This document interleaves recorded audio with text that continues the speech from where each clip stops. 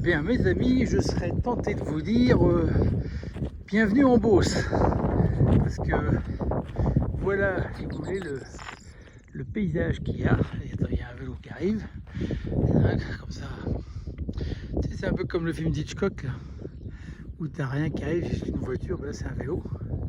Donc il y a des pèlerins au fond là-bas. Et voilà la Meseta, ce que c'est. Donc ça va être comme ça pendant 180 km. Donc là vous avez du blé à ma droite qui pousse bien, qui pour l'instant est vert mais va pas tarder à jaunir. Et souvent c'est du blé et de l'orge.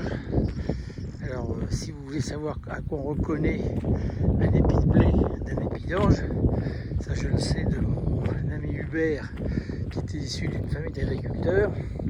Donc le blé c'est comme ça, c'est-à-dire quand il n'y a pas de poil sur le haut de l'épi, c'est du blé, et quand vous avez du poil, c'est de l'orge. Voilà, ça c'est pour la petite instruction. Alors la Meseta, en fait, j'ai regardé, c'est un plateau central de l'Espagne qui va de Léon jusqu'à Madrid, et donc ça va être plat comme ça.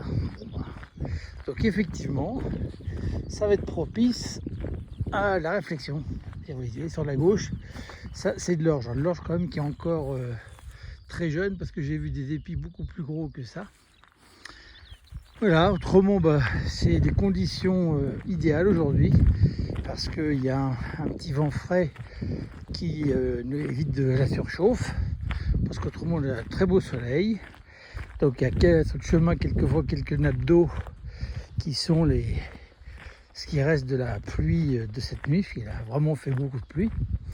Voilà, bon, autrement tout se passe bien. Bon, bah, on va se faire de la Meseta pendant une semaine. Donc à la fin, je serai un grand sage.